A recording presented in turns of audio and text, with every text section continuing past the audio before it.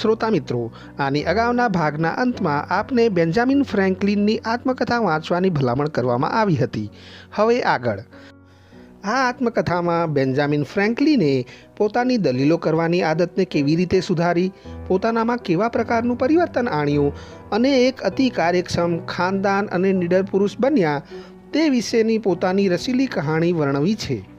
Benjamin Franklin જ્યારે અર્ધયુવાન અવસ્થામાં હતા ત્યારે તેમના એક મિત્ર ક્વેકરે તેમને એકાંતમાં લઈ જઈને નીચેના કેટલાક કડવા સત્યો સંભળાવી તેના જીવનની ખો ભૂલાવી દીધી હતી. બેન, તારી સાથે વાત કરવી એટલે પથ્થર પર માથું પટકવું. તારી સાથે જેને પણ મતભેદ પડે તેને તું તારા શબ્દો દ્વારા લપડાક લગાવે છે. તારા અભિપ્રાયની કોઈ પરવા કરતું નથી. તારા મિત્રો તારાથી દૂર રહેવામાં મજા માને છે. તું એટલો બધો જ્ઞાની છે કે તને કોઈ કંઈ કહી શકતું નથી. કોઈ તને કંઈ કહેવા આવવાનું નથી, કેમ કે તેમ કરવામાં સાર નથી. ઉલટું તેમ કરવાથી તેને